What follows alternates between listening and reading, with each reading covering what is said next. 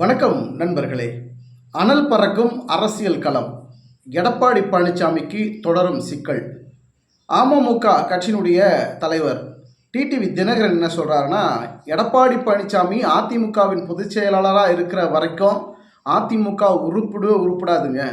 உண்மை தொண்டர்கள் எடப்பாடி பழனிசாமியை ஒருபோதும் நம்ப மாட்டாங்க. அம்மாவின் விசுவாசிகள் எடப்பாடி பழனிசாமியை ஒருபோதும் நம்பவே வாய்ப்பு இல்லை. நம்பிக்கை துரோகி அதிமுகவை ஒரு முடிவுரை எழுதிட்டு தான் அவர் எடப்பாடி பழனிசாமி வருவார். எடப்பாடி பழனிசாமியினுடைய அரசியல் வியூகம் ஒரு காலத்துலேயும் அது வேலைக்கு ஆகாதுங்க. அவரோட யாரும் நம்பி கூட்டணி வைக்க மாட்டாங்க அப்படின்னு டிடிவி தினகரன் ஒரு குற்றச்சாட்டை வைக்கிறார். ஆனால் வைத்திலிங்கம் என்ன சொல்கிறார் அப்படின்னா, நாங்கள் எடப்பாடி பழனிசாமியை ஒதுக்கி விடலைங்க, அவரும் இருக்கட்டும். அதிமுக ஒருங்கிணைந்த அதிமுக உருவாக்கி வருகிற சட்டமன்ற தேர்தலில் நாங்கள் போட்டியிட்டு ஜெயிப்போம். 2025 டிசம்பருக்குள்ளே அதிமுக ஒன்றிணைங்க, நீங்கள்லாம் நோட் பண்ணிக்கங்க அப்படின்ற மாதிரி சவால் விட்டு பேசியிருக்கிறாரு வைத்திலிங்கம். இது ஓபிஎஸ்க்கு ஆதரவான ஸ்டேட்மெண்ட்டா, இல்லை எடப்பாடி பழனிசாமிக்கு ஆதரவான ஸ்டேட்மெண்ட்டா, இல்லை யாரை கவிழ்ப்பதற்காக யாரை ஒரு கூட்டணி வைத்து அதிமுகவை ஜெயிக்க வைப்பதற்குண்டான ஆச்சாரம் போடுவதற்கான ஒரு செயல்முறையா அப்படிங்கிறது நம்ம பொறுத்திருந்தான் பார்க்கணும். எடப்பாடி பழனிசாமி அதிமுக இருக்கக்கூடிய உண்மை தொண்டர்கள் நிர்வாகிகள் யாருமே எடப்பாடி பழனிசாமியை நம்புற மாதிரி இல்லை. அப்படி நம்புற மாதிரி இருந்தால் அதிமுக இந்த நேரம் பல தேர்தல்களில் வெற்றி பெற்றிருக்கணும். ஒவ்வொரு வாக்காளருடைய அதிமுகனுடைய வாக்கு எல்லாமே அதிமுகவுக்கு விழுந்திருக்கணும், வெற்றி பெற்றிருக்கணும். டெபாசிட் இழந்ததுலேருந்து தெரியலையா அதிமுக உண்மை தொண்டர்கள் எடப்பாடி பழனிசாமி தலைமையை யாரும் ஏற்க விரும்பலை அப்படிங்கிறது நம்மளுக்கு புரியுது. எடப்பாடி பழனிசாமியினுடைய அரசியல் வியூகங்களில் பல பின்னடைவுகள் இருக்கிறது. இந்த நேரத்தில் இன்றைக்கி ஒரு பரபரப்பான செய்தி. விசிகானுடைய தலைவர் தொல் திருமாவளவன் அவர்கள் பார்த்தீங்கன்னா அக்டோபர் 2ஆம் தேதி மது போதை ஒழிப்பு மாநாடு நடத்துகிறாரு. அதற்கு அதிமுகவுக்கு ஒரு அழைப்பு விட்டுருக்கிறாங்க. அதிமுகவுக்கு அழைப்புங்கிறது எடப்பாடி பழனிசாமியை நேரடியாக அழைத்திருக்கிறார் திருமாவளவன், அப்படி தான் எடுத்துக்க முடியும். அதிமுக இந்த மது போதை ஒழிப்பு மாநாட்டில் கலந்துக்குவார் அப்படிங்கிற ஒரு தகவல் வருது. எடப்பாடி பழனிசாமி விடுதலை சிறுத்தை கட்சியை அதிமுக கூட்டணிக்குள்ளே கொண்டு வர்றதுக்கு பல முயற்சிகளை மேற்கொள்கிறாரு. பாஜக கூட்டணி கிடையாதுங்க, ஆனால் திருமாவளவன் வந்தால் இணைத்து கொள்வோம்.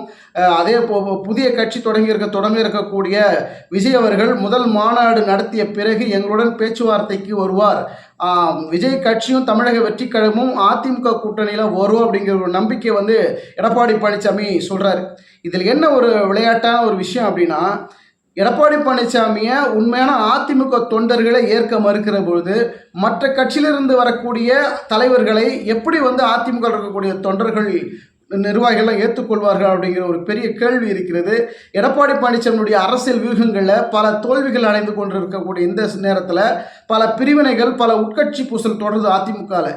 இதையெல்லாம் சரி செய்யாமலே எப்படி மற்ற கட்சிகளை கூட்டணிக்கு கூப்பிட்றாரு, எப்படி அவங்க நம்பி வருவாங்க? அப்படி நம்பி வரக்கூடிய சூழல் இருந்தால் எடப்பாடி பழனிசாமி இந்த நேரம் பல தேர்தல்களில் ஜெயிச்சிருக்கணும் இல்லையா?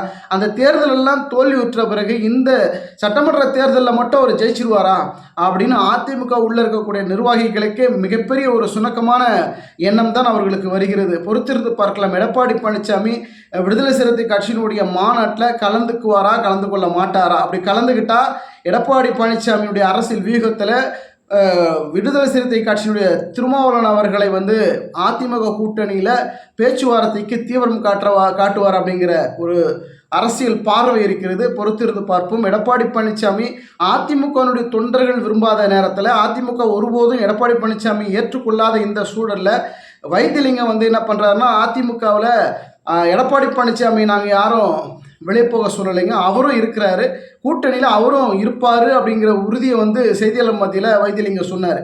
டிசம்பருக்குள்ளே இணைக்கிறாருன்றாரு. இது எப்படி எடுத்துக்கிறது? ஒருவேளை ஓபிஎஸ் கிட்டேருந்து ஓபிஎஸ்ஸின் ஆதரவாளராக இருக்கக்கூடிய வைத்திலிங்கம் இப்போ எடப்பாடி பழனிசாமி பக்கம் வராரா, இல்லை அதிமுக உண்மையாகவே ஒன்றிணைக்கக்கூடிய முயற்சியில் ஈடுபடுறாரா அப்படிங்கிற மிகப்பெரிய ஒரு சந்தேகம் அரசியல் வட்டாரத்தில் ஏற்பட்டிருக்கு. பொறுத்திருந்து பார்ப்போம். எடப்பாடி பழனிசாமியுடைய அரசியல் வியூகங்களில் வருகிற சட்டமன்ற தேர்தலில் மெகா கூட்டணி அமைப்பார் அப்படின்னு சொல்கிறாரு. உங்களுடைய பார்வை, இந்த வீடியோ பார்த்துட்டு இருக்கிற நீங்கள் எடப்பாடி பழனிசாமி அதிமுகவை தலைமை பண்பில் இருக்கக்கூடிய எடப்பாடி பழனிசாமியை மக்கள் ஏற்றுக்கொள்கிறார்களா, அதிமுகவுடைய தொண்டர்கள் ஏற்கிறார்களா, அதிமுகவுடைய உண்மை தொண்டர்கள் எடப்பாடி பழனிசாமிக்கு அவரை நம்பி ஓட்டு போடுவாங்களா அப்படிங்கிற கருத்தை சொல்லுங்கள். அதே போல் ஓபிஎஸ்னுடைய ஆதரவாளர்கள் ஓபிஎஸ்ஸை நம்பி அதிமுக ஒன்றிணைத்தால் அந்த தலைமை ஓபிஎஸ்க்கு வரணும், ஒருங்கிணைந்த அதிமுக வழிநடத்தக்கூடிய ஒரே தலைமை பண்பு அது ஓபிஎஸ்க்கு தான் இருக்குதுன்னு பல கருத்துக்கள் வருது. உங்களுடைய கருத்துக்களை கமெண்ட் செக்ஷனில் பதிவு பண்ணுங்கள். யாருக்கு உங்கள் ஓட்டு? ஓ பன்னீர்செல்வத்திற்கா, எடப்பாடி பழனிசாமிக்கா? நன்றி, வணக்கம். வணக்கம் நண்பர்களே, உங்கள் அனைவரிடத்திலும் ஒரு அன்பான வேண்டுகோள். நம்முடைய சேனலை இதுவரைக்கும் சப்ஸ்கிரைப் செய்யாதவர்கள் சப்ஸ்கிரைப் செய்து வைத்துக் கொள்ளுங்கள். உங்களுடைய மேலான ஆதரவு எங்களுக்கு அடுத்தடுத்து போடக்கூடிய வீடியோக்கு ஒரு பலமாக இருக்கும். கிட்டத்தட்ட ஒரு 80% நம்மளுடைய சேனலை இதுவரைக்கும் சப்ஸ்கிரைப் செய்யாமல் பார்த்துக்கிட்டு இருக்கிறாங்க.